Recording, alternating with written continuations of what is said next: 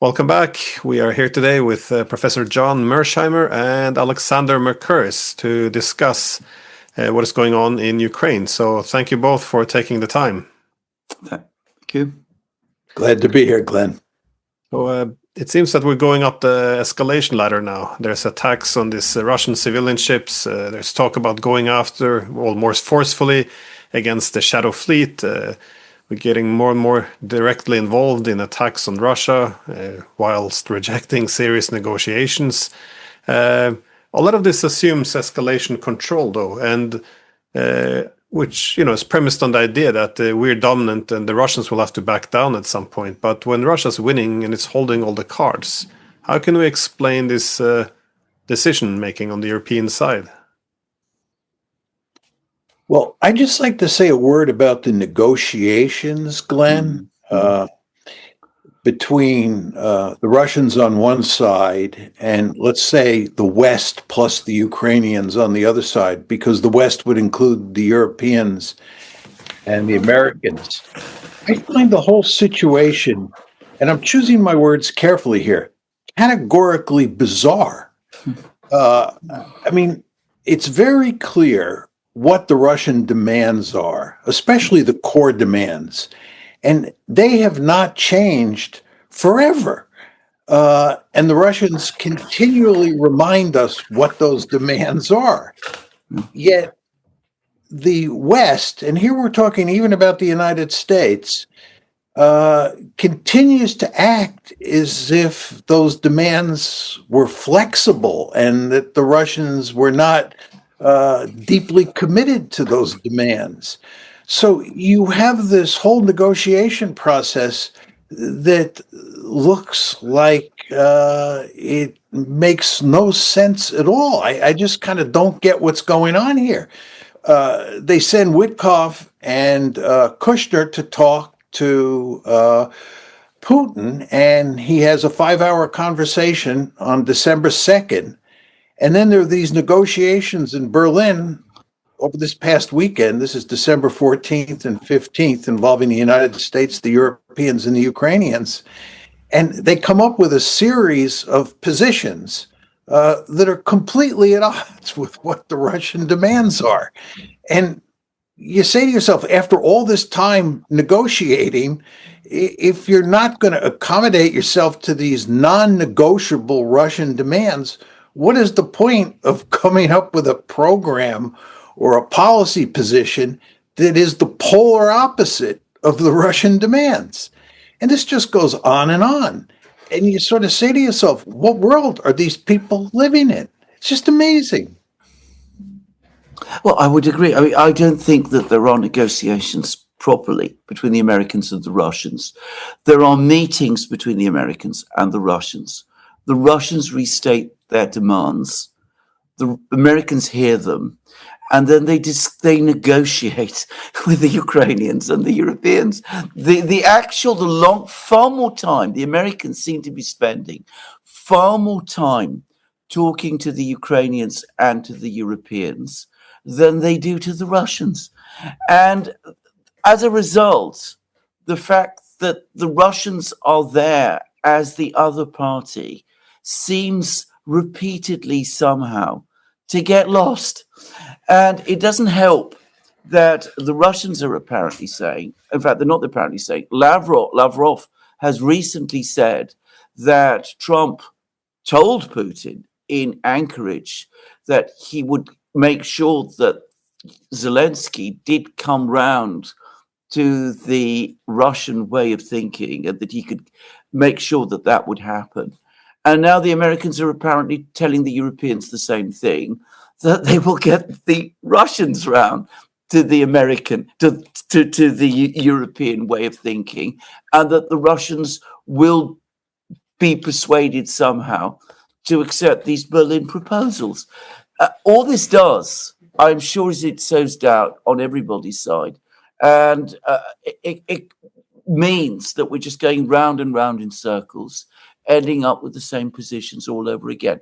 A proper negotiation is one where the Americans and the Russians met regularly where there were proper negotiating teams, properly constituted negotiations teams, where there was a properly designated chief negotiator, as used to happen during the Cold War, as used to happen during the Paris negotiations that ended the American involvement in the conflict in Vietnam, as used to happen during the SALT Treaty negotiations and the the negotiations that led to the Helsinki Agreement. But we've never had anything like that.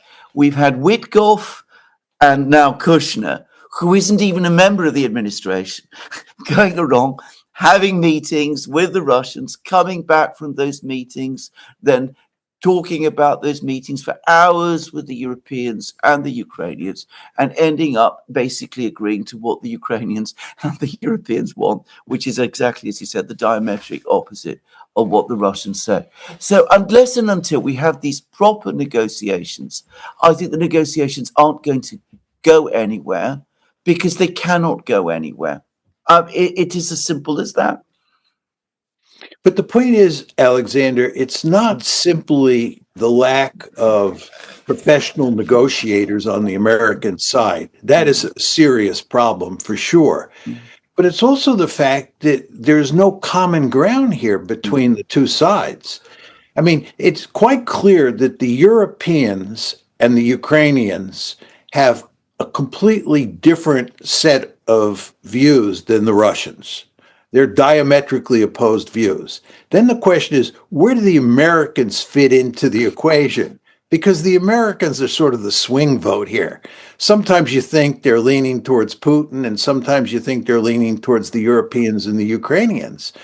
But the Americans don't take a clear position on this. They talk to the Russians, and they say we're close to an agreement. Then they go talk to the Europeans and the Ukrainians, and they abandon all the Russian positions and adopt the Ukrainian and European positions. And again, they say we're close to reaching some sort of agreement. And you just sort of say to yourself, this is delusional. The Americans have to choose one side or the other. And if they agree with the Russians, then they're going to be at complete odds with the Europeans and the Ukrainians, and vice versa. But substantively, there's just no room for an agreement here. And this is why this is going to be settled on the battlefield. Which is the point you've been making all along, and you're absolutely right. There is actually, if you strip through all the rhetoric, all the language, all the ocean of words that has appeared, actually going back to the moment when Trump was elected, there has been no shifting of positions at all. The Russians have set out their position, the Europeans and the Ukrainians have theirs, and there has been no movement on either side towards the other. And given the gulf between them, it's impossible to see how there ever could be. Yeah. Well, what's interesting though is how different. We can, if you want to categorize them into three different groups, that is because, as John also mentioned here, the U.S. keeps going back and forth between the two sides. It can make sense, I guess, if it's some real estate. If you ever bought a house, they go to this. Since this is where Trump comes in, if you go to the seller and the buyer, you call back and forth and you try to pressure both to come to the center. But at the end of the day, it just makes the U.S. looks very unreliable because they keep telling the Russians, okay, we have a common understanding, we agree. And then they go talk to the Europeans, and then suddenly they switch completely. And I think part of the problem is that the U.S. now presents itself as a mediator, but it's one of the main participants in this conflict. I mean, this is a Russia-NATO proxy war, which means a U.S.-Russia. And then, of course, you have the second one, is the Europeans, which is now more or less just like Zelensky. And I find it strange that the Europeans, they want to be part of negotiations, but they don't want to talk to Russia. And I guess this is a good middle ground, because now they negotiate with the Americans, which is their NATO ally, which is also very strange. But I don't even think they want a settlement, because what they're pushing is not serious. So it looks more as if they just want to get the Americans to committing on their side. So Trump can go and pressure the Russians and essentially unleash America's fury upon them. and pulling thus the Americans deeper into this war. And of course, then you have the Russians, which they haven't changed their position, but it is a very strong position. They want a lot here. Of course, it didn't start like this. It would have been easy to solve 4 years ago, but here we are. But it is interesting, though, that there's these two positions. They are mutually exclusive, though, and this is why I think it's so very strange to see the US go back and forth, because for the Russians, they want NATO out, neutral Ukraine. In other words, Ukraine should not be a proxy of NATO. And then you have the European position, which is apparently, if I got the German meeting correctly, they want an 800,000 strong peacetime army backed by European forces, seemingly no limits on the long-range missiles which are going to be placed in Ukraine. I mean, this is like a Minsk 2 on steroids. Well, what are we doing here? It doesn't make much sense. If I could make a quick point here, Glenn, Yeah. I think from the American perspective, one of the major problems has to do with how you think about the causes of the war, because that affects how you think about ending the war. And I think for the three of us and people in our tribe, we believe that in the beginning, the Russians viewed what was happening with regard to NATO expansion as an existential threat. And they therefore ended up coming up with a set of demands that are designed to take this threat off the table, period, end of story. If you believe, as most people do, that this is a case of Vladimir Putin acting as a neo-imperialist, as someone who's interested in conquering Ukraine, integrating it into a greater Russia, then you see the opportunity now for bargaining space, right? Those maximalist demands that he has are not considered to be very important. He's an imperialist. He's got a big chunk of territory. We can cut a deal with him. And NATO expansion is not that important an issue. It really wasn't an existential threat that caused him to invade Ukraine. It was just the fact that he was an imperialist, and he knows that he can't have everything, so we'll give him a little bit. But that's not what's going on here, right? From the Russian perspective, NATO expansion and what the West is trying to do in terms of creating a Western bulwark on Russia's borders is categorically unacceptable. There's no bargaining space here. Ukraine cannot be in NATO. Ukraine cannot have a security commitment from the West. Ukraine cannot have NATO troops inside its borders. It cannot have an army that can threaten Russia, which is to say it cannot have an army that has 600,000 or 800,000 soldiers in it. It's just unacceptable, because that would be an existential threat. But again, most people in the West do not see this situation from Russia's perspective. They think that Putin is an imperialist, and there's bargaining space here. They can get the Russians to reduce their demands. And the fact is, you cannot get the Russians to move on the core demands. It's just that simple. And it's a waste of time trying to cut a bargain to find a middle ground. There is no middle ground here from the Russian perspective, because what the Russians see confronting them is an existential threat. Which, of course, then begs the question, which I think is being increasingly asked in Moscow, whether it was ultimately such a good idea to engage with the Americans to such an extent as has been done, and whether that reinforced the views, the misconceptions in Washington that the Russians could indeed be bargained down. Yeah. And you're beginning to see the first hints of this in Moscow. A couple of weeks ago, before admittedly the latest series of negotiations, I noticed that Putin was starting to receive somewhat more aggressive questions from members of the Russian media. They're very, very deferential to him, usually, when they meet with him, but they were asking him very pointed questions. Why are we talking about things with the Americans at all? And Medvedev, who obviously is, plays the hard cop, and there's probably some element of gameplay with him and Putin about this. But he actually published a piece in which he said negotiations with the Americans are a complete waste of time. They're clearly on the other side. We should focus on winning the war. So it was interesting that he said that as starkly as he did. And I think that we've just had another meeting in Moscow at the Russian Defense Ministry. Putin was there. And the tone I sensed was becoming more implacable. And I've noticed that Putin avoided talking about Trump at all, and again didn't mention him by name, which is something he has increasingly been doing. So I think that the Russians are starting to sour on this whole process, and I suspect that Berlin will have made them do so even more. Just saying.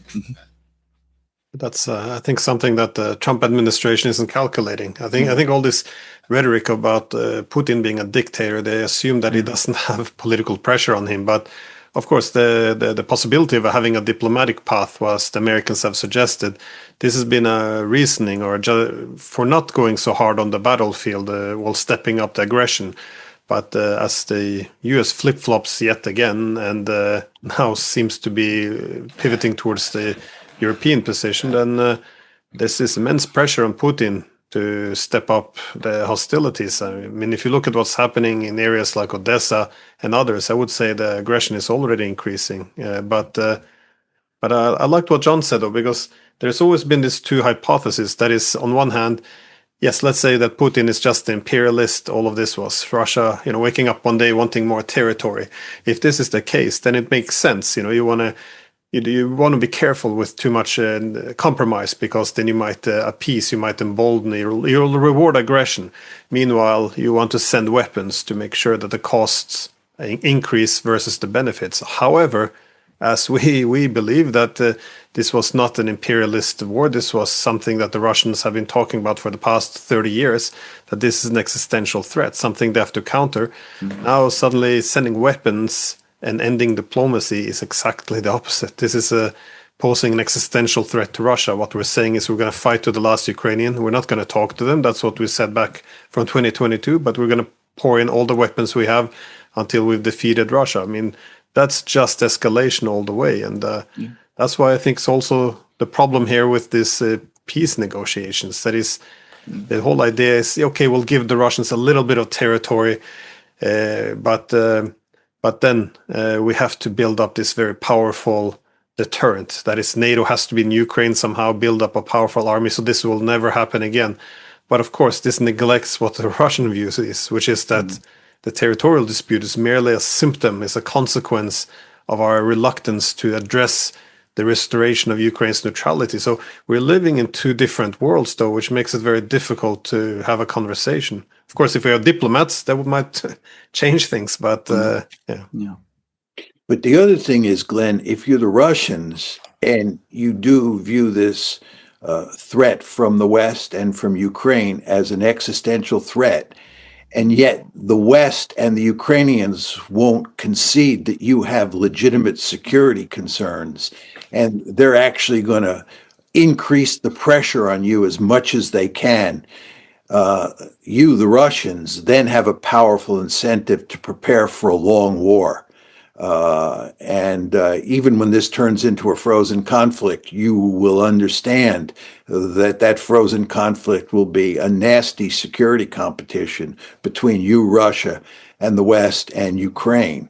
So the incentives here for the Russians to play hardball and grab more territory and do everything they can to weaken Ukraine is just increasing with the passage of time, which is just going to poison relations further with Europe and with Ukraine for the long term. I mean, the more you think about the escalation that has taken place in this conflict going back to March, April of 2022, you think about the Istanbul agreements and how minimal the Russian demands were then compared to where they are today.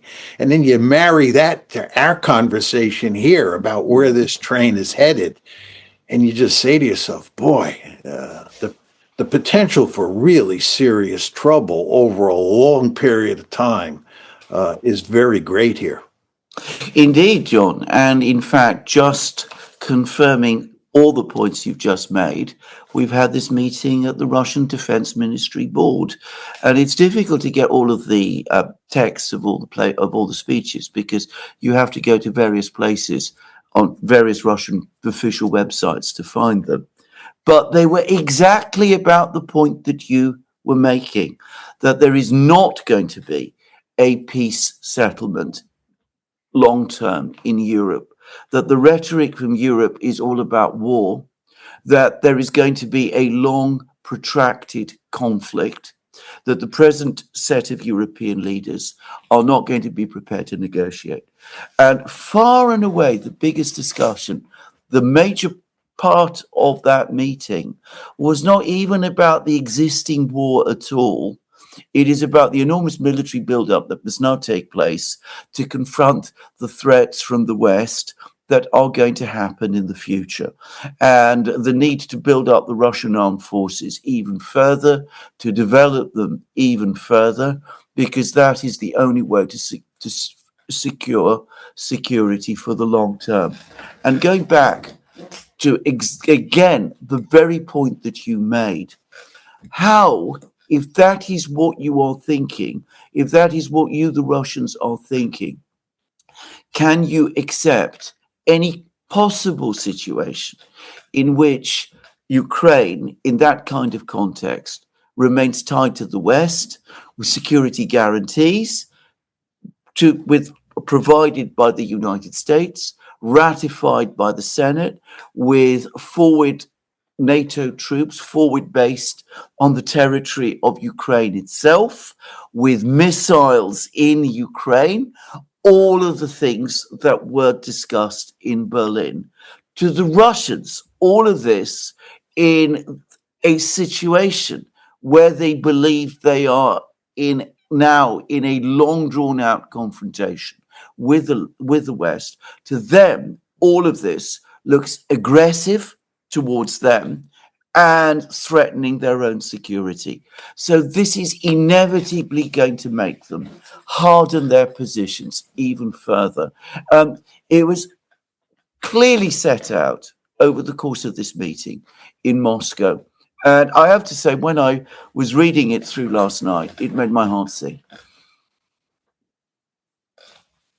Yeah. Well, when I said that we live in different worlds, you also see it in terms of the justifications you're using, though, because when you listen to the European leaders now, they actually very clearly state, Kaja Kallas, she makes it clearer than anyone, but it's also repeated by Rutte and the rest of the gang, which is that a peace agreement should really just include security guarantees for Ukraine. Russia doesn't need any security concerns, or doesn't have any security guarantees because it doesn't have any legitimate security concerns.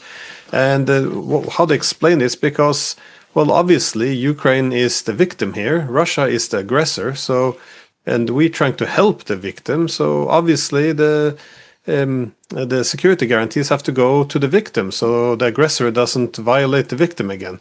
So this is kind of the whole peace agreement is therefore framed around a very normative position. That is, we have to protect the little guy, and it's very strange. First of all, Russia would reject this entire framing. Of course, they see NATO as having started this war, but also, this was, they see it from more, I guess, material. That is, this is an existential threat. We just forced to remove this threat. We won the war. And now we're telling you, if you don't back down and give us what we want, then we'll take more territory. We will find a peace for our own. And it will be a very ugly peace. So take this diplomatic path now. And so, again, so we're not even living in the same worlds anymore. Because for the Europeans, this is immoral. So it's better just to reject it. It seems it's a very absurd thing to watch, and even in the European camp, they don't even recognize the logic anymore, the legitimacy of thinking in the ways that the Russians are speaking now. So essentially, political realism is dead in Europe, I think. Yeah, people have no ability to put themselves in the shoes of the Russians and see it from Russia's point of view. I find this quite remarkable. This whole subject of whether NATO expansion was an existential threat to the Russians or not. I have a number of good friends who are very sophisticated strategists who simply don't believe that NATO expansion into Ukraine was an existential threat to Russia. And my point to them is it doesn't matter what you think, right? What matters is what the Russians think. And the Russians have made it unequivocally clear that it is an existential threat from their perspective. I can understand that. Okay, you can't understand that, but you have to put yourself in their shoes. And if you don't do that and you act as if what you think matters and what they think doesn't matter, you're going to get yourself into a well of a lot of trouble. And this is really what's happened here. It's quite remarkable. But I want to ask you two guys a question. It seems to me that this whole business with stealing Russian assets in Euroclear is just going to make a bad situation worse. What are your thoughts on that? Oh, there's no question about this. The Russians are making that point all the time. And of course, they're going to retaliate against Western assets in Russia, which apparently includes $17 billion of assets that are actually managed by Euroclear, that they are in Russia itself. So, I mean, this is going to make a situation far, far worse. It is historically seizing assets of a sovereign in this kind of way is historically been seen as an act of war. In fact, I read an article not that long ago in the Financial Times which warned against doing this for precisely that reason, because it blurs the distinction between war and peace. But I think that one of the reasons why some people in Europe are pressing so hard to do this is precisely that.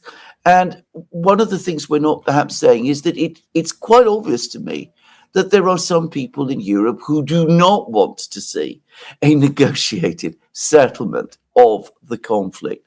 And they're saying to themselves, if seizing these assets makes the settlement of that conflict, of this conflict diplomatically more difficult, then well and good.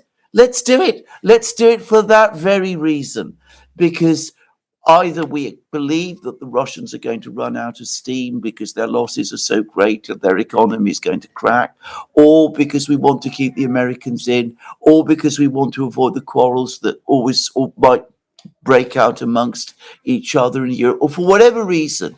But they want the war to continue.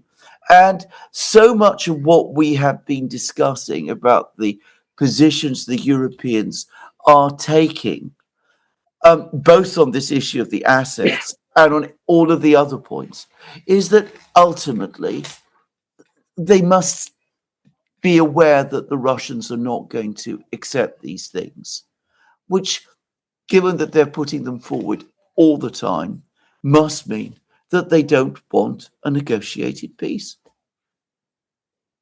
Yeah, well, this is why it's also strange, the whole idea that the only pathway the Europeans now have for this the whole financial issue to resolve itself is if the Russians will, at the end of this war, voluntarily give up on all of this money. And the premise here is that, well, the Russians will have to pay for reparation because they did a lot of damage in Ukraine, so now they should pay for it. I mean, this is the language they speak of. Even, was it yesterday, the Danish prime minister said, well, we should circumvent Belgium's opposition if they do not fall in line, because this is the right thing to do. So everything is about what is right and what is moral and what is good. So there's no rules anymore that they will follow. But I also, very much agree with Alexander. I think this will simply lock in the war, because any peace would demand that Russia has its money returned. But if the Europeans can't actually return this money, then of course we're locked in this war forever. And I do think that Europe sees this war as being deeply problematic. That is, once they lose the war in Ukraine, I think the Americans will start to pack up. They will go to more regions which are higher prioritized, and the Europeans will then begin to be more split among themselves, among the public and elites. So I think, there's no one who's in a rush to get this war to an end, I think. Yeah, I was going to say, Glenn, just on the Europeans themselves, watching how the different European countries think about stealing the Russian assets, you see quite significant differences among the various players in Europe. And there are, by my count, either 6 or 7 countries that are adamantly opposed to stealing the Russian assets. And one would think that over time, this could cause really serious problems inside of Europe. So you have this situation where these shenanigans may not only be further poisoning relations between the Russians and the Europeans, but may be fracturing Europe itself and even helping to poison relations across the Atlantic, because the Americans have been making it clear that they don't go along with this idea of stealing Russian assets. So it seems to me that this is really playing with fire.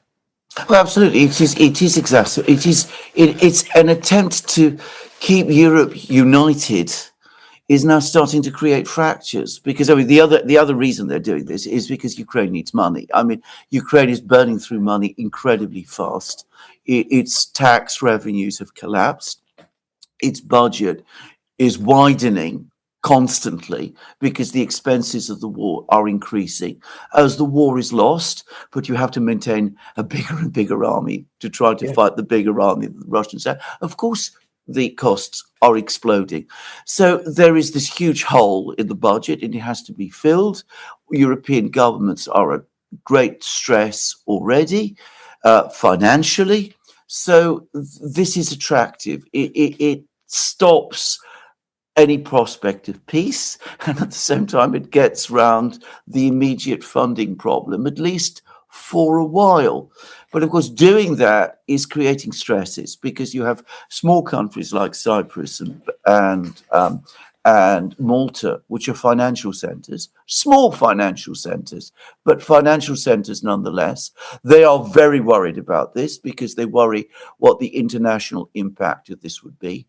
Euroclear itself is very worried, and it's basically said they don't think this is legal. And they've apparently been told by Fitch that they could be downgraded if this happens, and that's making them nervous. Yeah. Belgium is becoming nervous as well.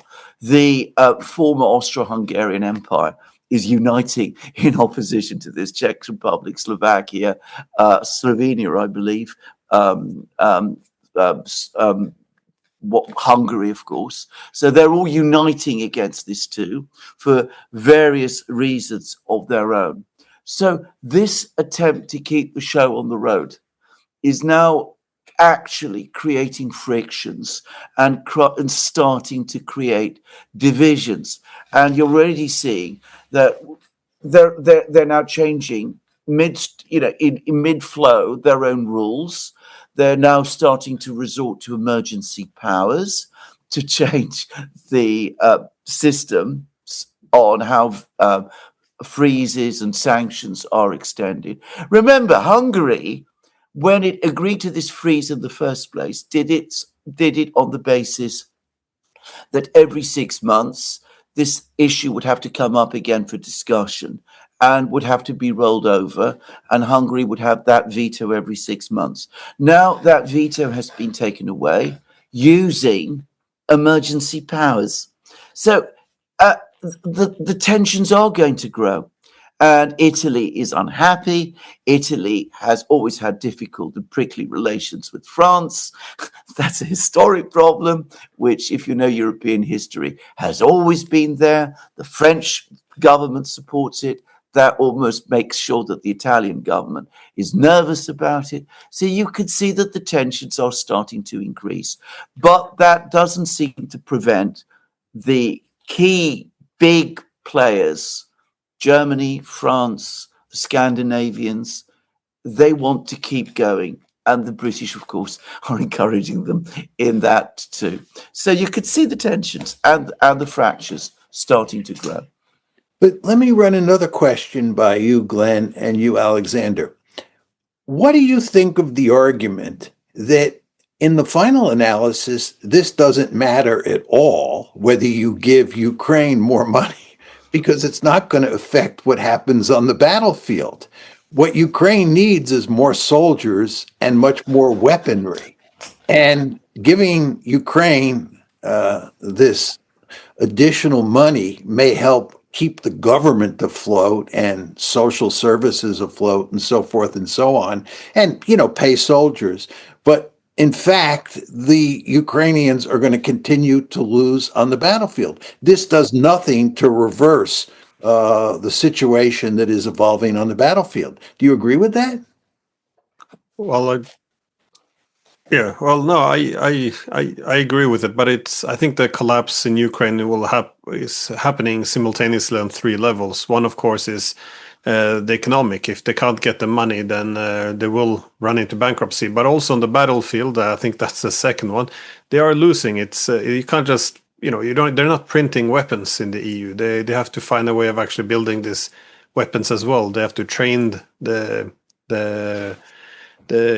Ukrainian forces as well to use this weapon. So, and the Americans have to produce this weapon. So often it ends up with this problem that the Americans don't necessarily have the weapons to sell, and the Europeans can't pay for them, and the Ukrainians don't have men to man them. So it's I think it's a big problem, especially if you see in the Zaporizhzhia region now.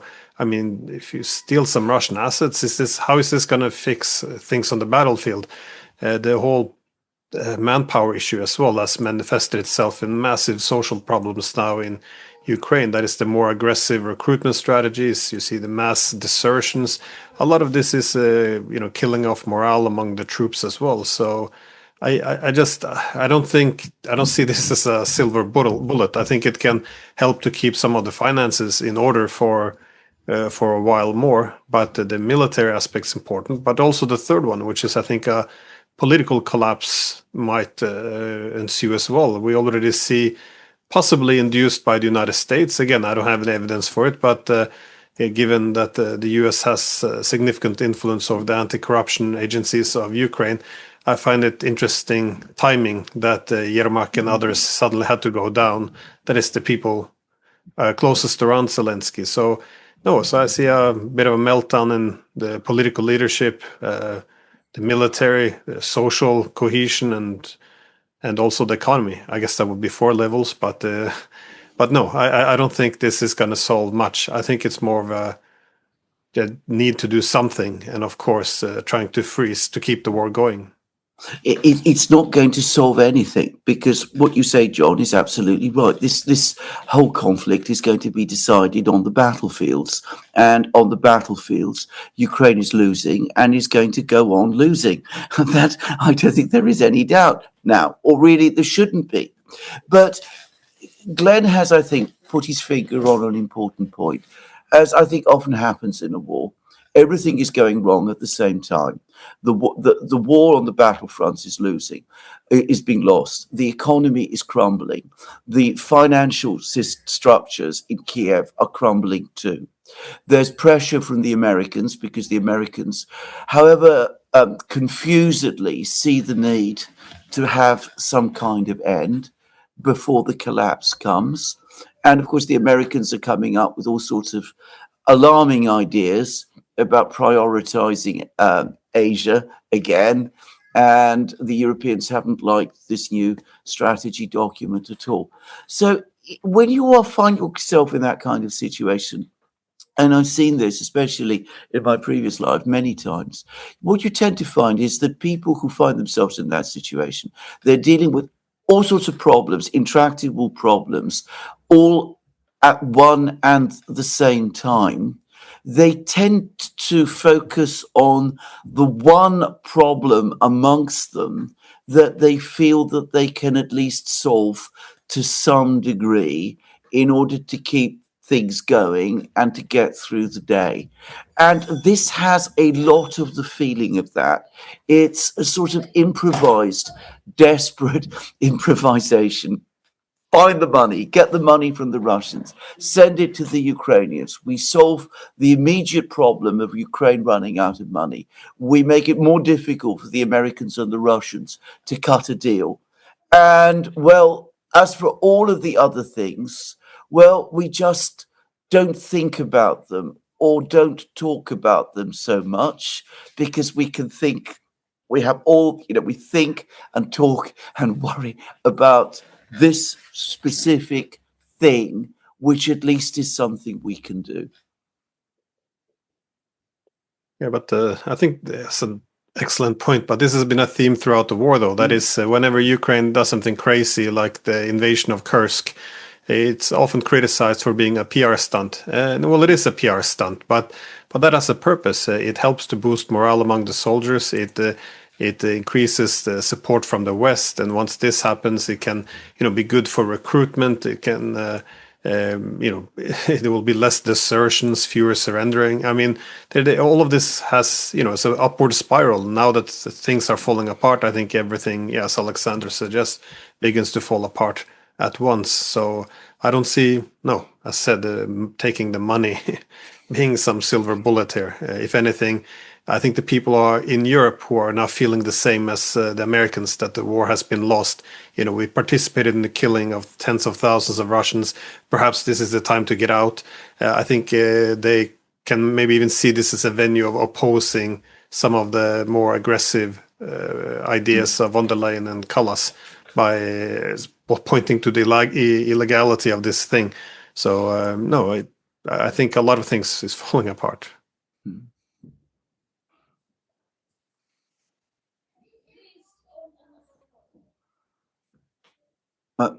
Hello?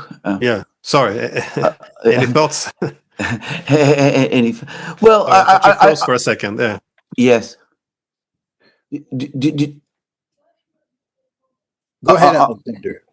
No, what I was going to say is, I think we are now very definitely heading into the end game, because that was the other thing that came out of that meeting in Moscow. As I said, the Russians believe that they're not only going to win, but they are on the brink of victory, of a military victory. I mean, Putin himself spoke about Ukraine being now in progressive collapse. I mean, he actually used words very close to that effect.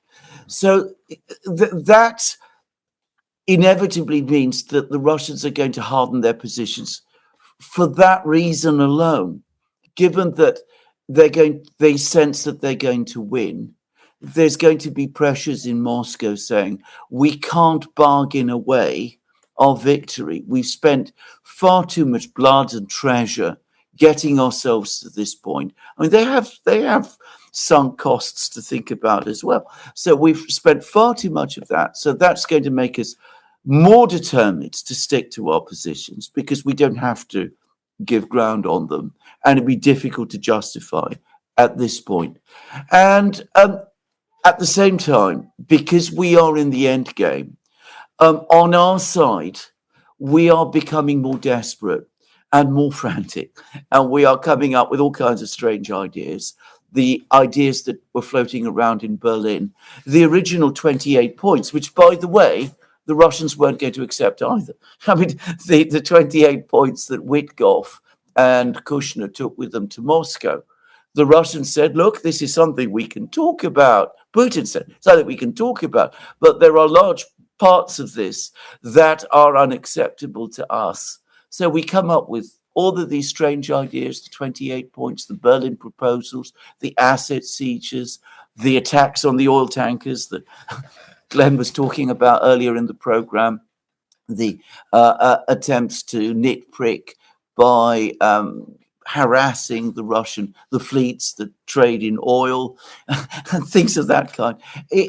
All of these things tend to happen when the end approaches and people become more desperate and more reckless and start to think of doing ever more extreme things in order to turn things around.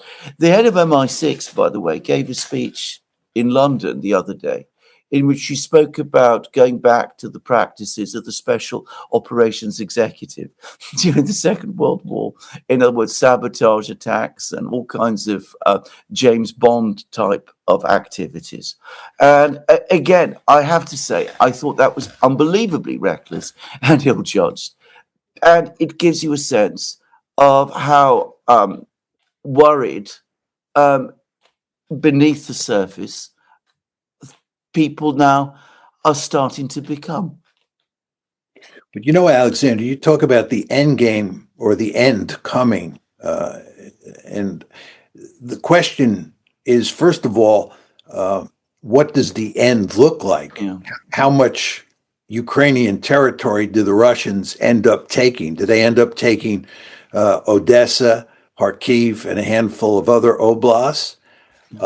And then the second question is, what does the West do? I mean, we've been watching the West act in all sorts of desperate ways. It's investing so much political capital in this war. It's so deeply committed at this point.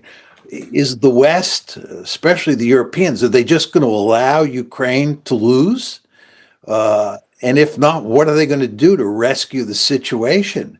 And I'm just curious what you two think on those issues. I mean, I think that the Russians are going to take a lot more territory if they can. I think they'll take Odessa and Kharkiv if they can. And that will increase the humiliation of defeat for the West. And I don't know what the West can really do in response. What are the cards that the West has to play? Are they going to, escalate to the nuclear level? I don't think so. But it's just sort of, where do you two see this one going? Can I just make one thing very clear? When I said the end game, I mean the end game being effective, organized resistance of the kind that we have seen from Ukraine up to now. Right.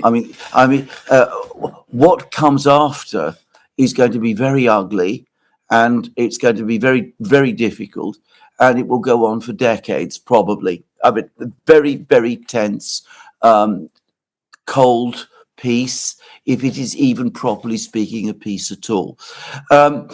One thing which I am sure some people are looking at is trying to maintain some level of Ukrainian resistance. And this is where the MI6 person and her talk about the Special Operations Executive comes from.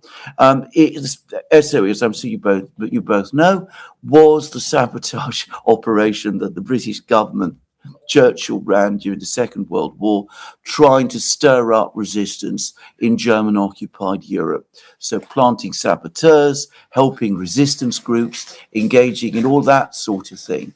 And it's not difficult to guess where the British would see the focus of that being. It would, again, obviously be Ukraine, trying to create some kind of resistance movement in Ukraine. But unfortunately, there could be lots of other things. I still don't believe myself that the Europeans by themselves are going to send their troops to fight the Russians in Ukraine.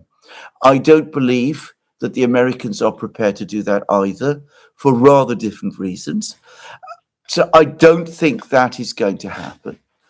I think that what we will have instead is a very cold peace, a kind of Korean peace, the Russians occupying huge stretches of former Ukrainian territory, the Europeans and the Western powers refusing to accept that, and probably all sorts of dirty wars and unconventional things being conducted by one side against the other all the time on a much greater scale probably than what we saw during the Cold War. Yeah, no, this is the tragedy though, that the longer this goes on, the more difficult it is going to be to solve. I mean, keep in mind that if you go all the way back to the beginning, late 2013, beginning of 2014, there was a talk about the unity government in Ukraine, and no one laid claim to Crimea or anything else. Of course, they don't accept it in the NATO countries. They toppled Yanukovych instead. Now they lost Crimea. You have a problem. It keeps escalating. Now, even if you go up to the deal which was reached about restoring Ukraine's neutrality in March and April of 2022, as you suggested before, this showed what the Russians were willing to limit themselves to, just address the source of the conflict, that is the neutral status of Ukraine. But as the war then began not just to drag on after 2022, but the West began to pile in all these weapons, expressing the intent to seek the strategic defeat of Russia. For many reasons, the Russians then went on to annex these territories. This could have been to strengthen civilian administration of occupied territories, to make sure that they're not handed over to Ukraine after the war. It could be the lack of trust that any post-war settlement would actually be upheld by, the NATO signs under paper. Okay, we're not going to expand, and then de facto they will nonetheless. So the territorial conquest is a permanent safety net for the Russians, that these strategic territories won't fall in the hands of NATO. Also, I think they're also very resource filled, which is something obviously Trump speaks of. But I think this is a big appeal for NATO. If you strip Ukraine of all the historical Russian territories from Odessa to Kharkov, this is the Black Sea coastline, which NATO can use against Russia. It would be where the agriculture, the minerals, oil, gas, the lithium, everything that would seem very attractive to the West to get their hands on. So essentially reduce the market value of Ukraine as much as possible. I think that would be the logic. So I think that's why it's so difficult now to find an agreement, because Russia now has these 4 territories annexed. But still, even now in defeat, you see here the defiant speech of Zelensky. It's not enough to force the Russians to an agreement. We have to make sure this can never happen again, which is kind of how we spoke in the beginning of 2022. But also the Europeans talking about building army, future war with Russia. We have to sacrifice our sons and daughters in a war. In the past future, likely you'll have a government which is not led by Trump or Vance, in which they might seek to revert back to the old Biden ideas. So, keeping in mind that Ukraine used to have a neutrality in its constitution, and NATO promised not to expand an inch to the east. I think territorial conquest is a good, well, not good, but a guarantee for the Russians that deals can't simply be broken. And so I think, especially now with the attacks on the Russian civilian vessels in the Black Sea, that they will set their sights on Odessa. And I think this is why it will only be more difficult from here on. I think Russia will strip Ukraine of at least 4 more regions. That would be Kharkov, Dnipro, Nikolaev, and Odessa, and they will just wreck the rest of the place in terms of infrastructure and industrial plants, anything there is. And then, of course, the conflict will be much, much more difficult to resolve as well. So, and much more animosity. So, no, I think we're just going to a very dark and ugly piece. That's not a very happy note, but that's the direction we're going. I mean, this is the problem, I think, all the time. There's no reverse gear. I don't know why it's so difficult for our politicians to just accept, well, this, we did a gamble here, it didn't play out, let's find a plan B, like the Americans are. It's not working, they realize it. You try to squeeze out some mineral deal from the Ukrainians, you hand over the mess to the Europeans and look for an exit. I think this makes sense. You address the situation as it is and make the best out of it. But I don't know, it's very hard for me to read the Europeans at the moment. But one of the problems that you face here is that the Trump administration has more than 3 years left in office. And President Trump's handling of foreign policy during this first year or the first 11 months has been inept in the extreme. if you look at the Venezuela case, it looks almost as bad as the Ukraine case. It's just kind of hard to figure out what's going on there.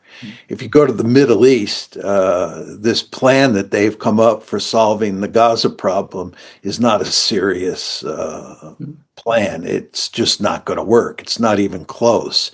And you want to remember that they bombed Iran, the Israelis and the Americans, in June. They declared a great victory. But if it was such a great victory, why are they now talking about attacking Iran again? So the Iran problem's still on the menu. And then you talk about the Houthis. Remember, President Trump declared war against the Houthis. He was going to finish off the Houthis in ways that Joe Biden couldn't do.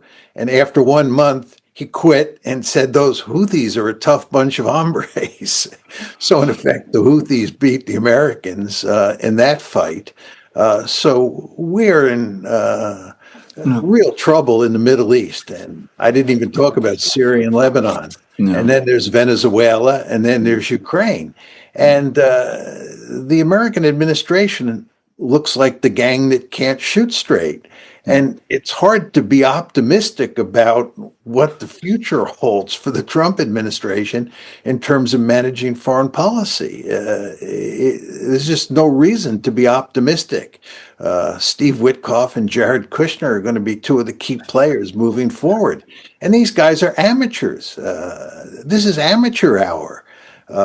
And you have to ask yourself, where does this all lead? I mean, we're at a point in history where we need sound American leadership. Yeah. We have all these problems on the world stage that are extremely difficult to solve. I mean, we all know that shutting down the Ukraine war would have been difficult even if the three of us were in the White House starting on January 20th of this year. We would have had a devil of a time shutting that war down. But Trump and company have done an abysmal job, and the same is true in the Middle East and other places.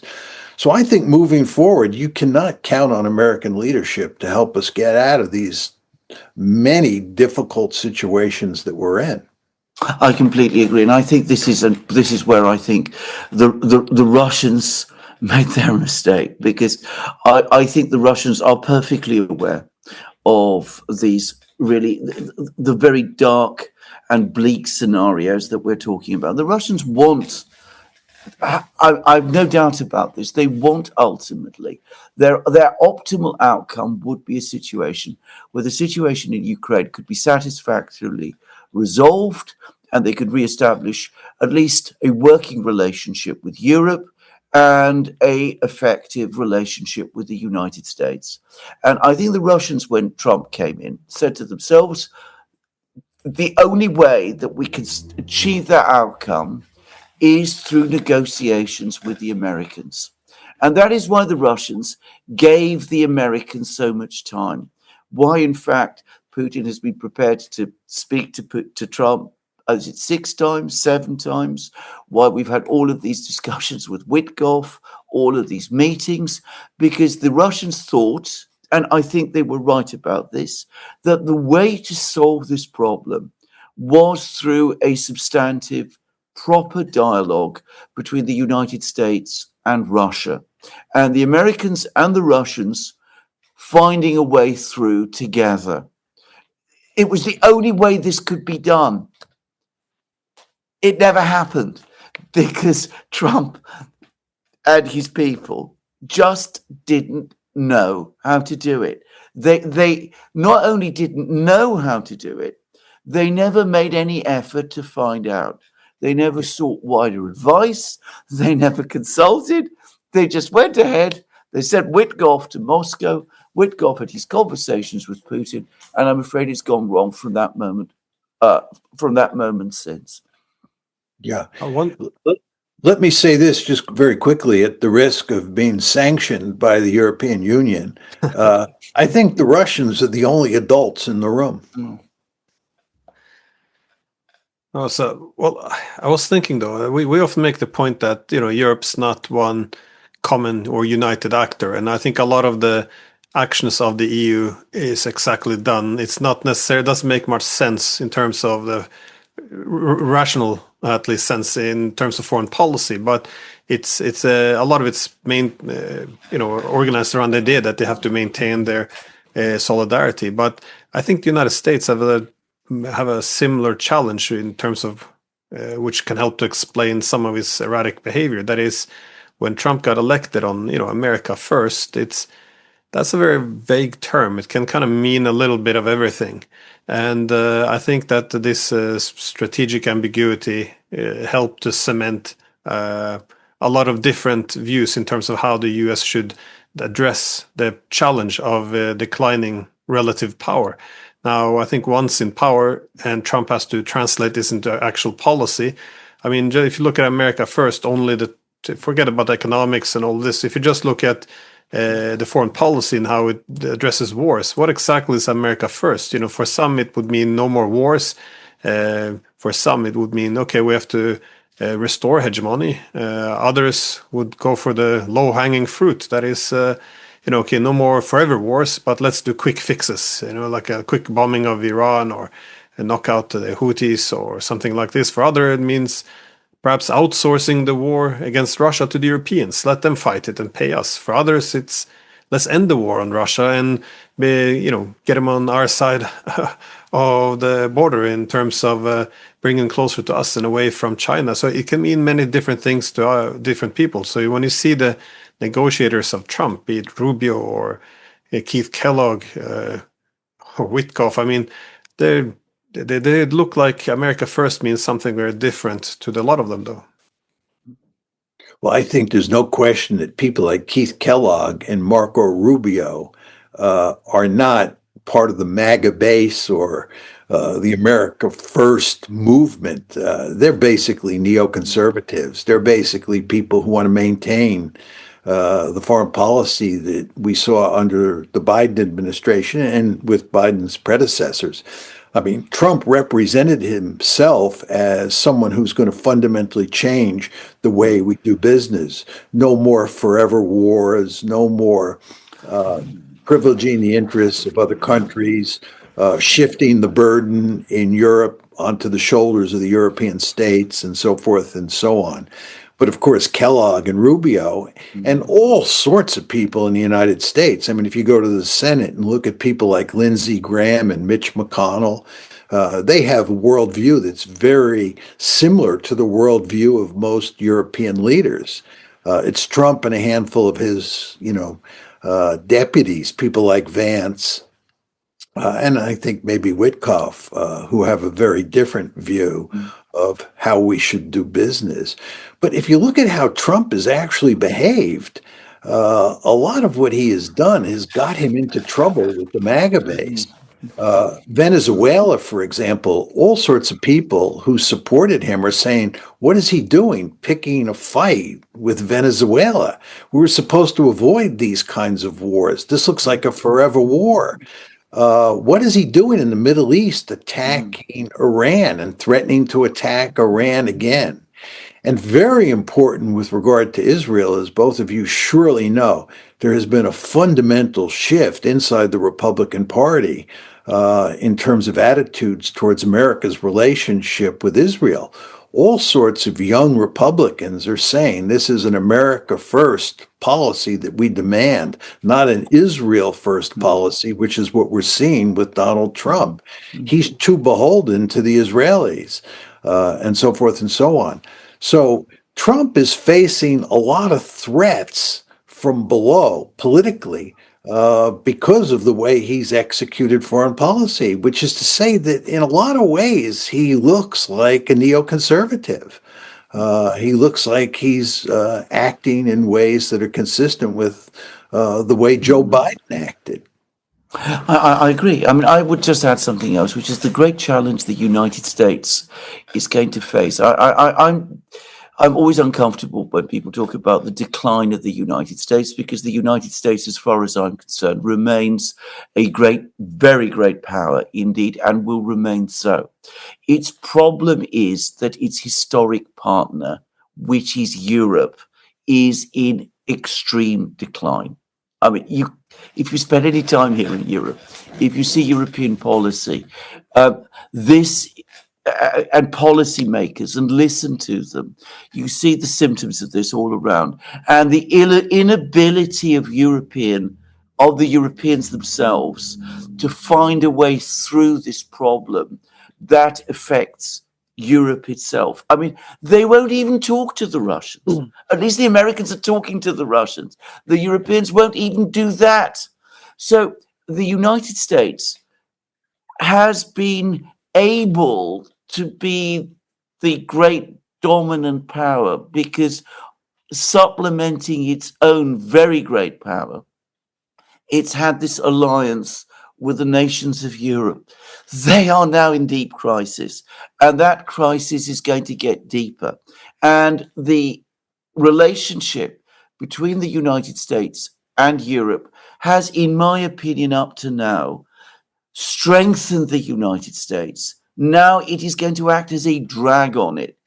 And that needs a very, very strong-minded, clear-headed administration in Washington to navigate through. When this new review document said that you need to stabilize the relationship in Europe, and you need to stabilize the relationship with Russia, that makes complete sense. But of course, they don't know how to do this. They don't have any ideas or any capabilities or any of the necessary competence to do that, and to do that successfully and well. And that, I think, is the real crisis. I mean, the crisis in Ukraine, in a sense, is a product or a symptom of this deeper crisis, which is a crisis in Europe. I would also note, just on the United States, there's no question that the United States has grown in significant ways in an absolute sense since the end of the Cold War. It's not like the American economy has been declining and we're in deep trouble at home and so forth and so on. What's happened is that China has risen more rapidly than the United States. So in terms of relative power, we're at a disadvantage today compared to where we were in, let's say, 1992. And the same is actually true with Russia, if you think about it, because during the 1990s, Russia was an economic basket case. Putin came to power at the turn of the century, and he's basically rescued Russia. He's pulled them back from the dead. And the end result is that America's relative power position today vis-a-vis Russia and China is not as good as it was in, let's say, 1992. But if you move forward, the great advantage that the United States has, and people should not lose sight of that, is that we are an immigrant culture, and we can import people as our population shows signs of declining. I mean, the American birth rate has declined significantly in recent years, but the solution to that is just to bring in immigrants. And there are no shortage of people who want to come to the United States. But the countries in Europe, and this is true in Japan, where I just was, and it's true in China, these are not immigrant cultures. These are countries that are suffering a significant decline in population and really don't have the option of importing people like the United States does. So the United States moving forward will import people, despite Trump's emphasis on preventing that from happening now. We will eventually reverse gears and we will import large numbers of people, as we have historically done. And the end result is, I believe, over time, and here I'm talking about projecting out 50 years or so, I believe the United States will widen the gap between it and Russia, it and China, it and the European countries, and it in Japan, simply because the two building blocks of power are population size and wealth. And the United States will remain a wealthy country for sure, and its population, I believe, will increase in size over time, while almost everybody else's population will decrease. Yeah. I think But you still have to deal with the problem of Europe. And in the Oh, yeah. next 20, 30 years, this is going to be a very, very intractable one. And it's Europe has done massive damage to itself many times over the last centuries. As we've discussed in many programs, it was the presence of the Americans brought peace. It's a fact that isn't understood. It didn't just bring peace in terms of keeping the Russians at bay. The presence of the Americans meant that the Europeans were prevented from quarreling with each other. Now, as Europe goes into decline, is descending, and we could, as I said, the symptoms of that are everywhere.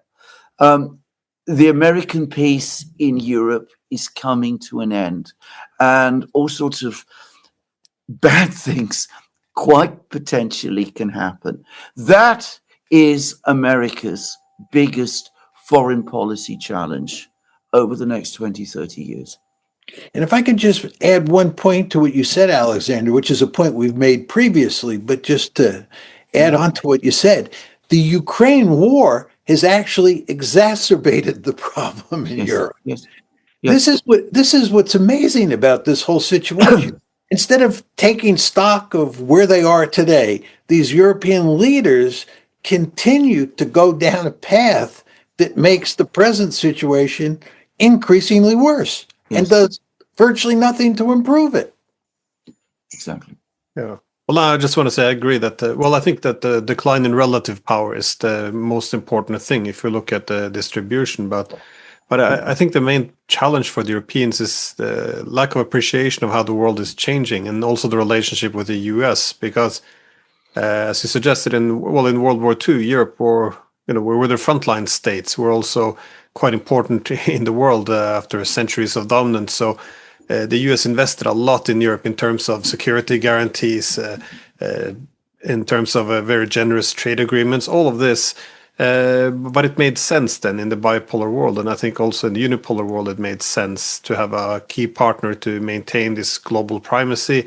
Again, Europe was powerful. It was a good, a beachhead. But in the multipolar world, with all these new centers of power, and the US, of course, also struggling a bit to compete with China, the US have to start cutting costs. They can't have Europe as an expensive cost on its budget. So, especially when it wants to go other places. So, why pay for a weak Europe, which will bog down the Americans in Europe, when they have to go to Asia? And all this does, why? What's the purpose? To contain Russia, which isn't the main threat anymore. It's not the Cold War.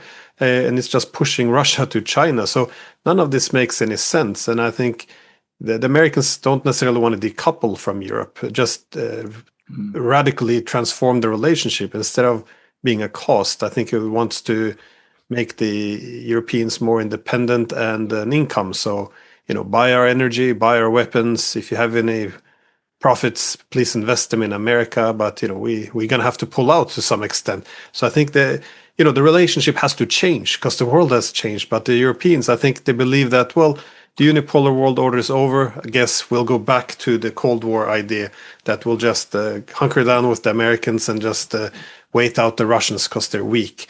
But there's no, the dynamic, the Cold War is not there anymore.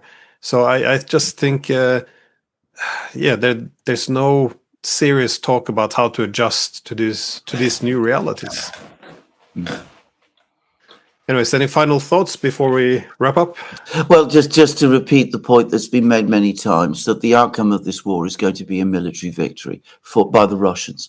I mean, the crisis will continue beyond it. It might even get worse. But these negotiations, which we could spend a huge amount of time discussing, and maybe we need to, because in a way they enlighten us also about the realities of European politics and American politics, and that's important in itself. But the negotiations are not going to be the pathway to any kind of resolution of this. If we're talking about the end of the fighting, that will happen because the Russians win. That's the only way this can end. just to go one level deeper than Alexander, it was that April 2008 decision to bring Ukraine into NATO that led to this disaster. And I think as historians someday look back at this case, they will identify that decision as one of the most fateful decisions in world history. It's really quite remarkable what has flowed from that decision. Because if you listen to Alexander talk, and of course all of us talk over the course of the show, we expect this conflict to go on and on and on, even after the shooting stops. And then when you sort of go back to the taproot of all this, that April 2008 decision, and the refusal of people to understand the Russian position, it's really quite remarkable. I keep thinking of the famous Bill Burns memo, where he told Condoleezza Rice exactly what the Russians thought about bringing Ukraine into NATO. And if you listen to what Angela Merkel and Nicolas Sarkozy were saying in April 2008, it's just hard to believe that we ended up going down this road. And the disastrous consequences that have followed are just so terrible. But anyway, depressing. Well, that's the worst part. That is, if we didn't know, this all caught us by surprise, it would have been one thing. But again, as you suggested, the Americans knew. The French and the German ambassadors, they told the Americans in 2008 there's going to be probably civil war or conflict with Russia. Angela Merkel said that pulling Ukraine into NATO would be interpreted by Moscow as a declaration of war. So we knew all of this, and we tried it anyways. It went exactly as we thought it would. And there's no reverse gear. It's just go deeper into this this delusion that, no, it's just Russians being Russians. They just want territory. This is it. They're expansionist, imperialists. I mean, it's extraordinary. I'm curious how historians will treat this matter. So. Anyways. Unkindly, without much sympathy. That's the one thing I can say definitely. Yes, not our finest moments. So, well, thank you both for taking time. Thank you. My pleasure.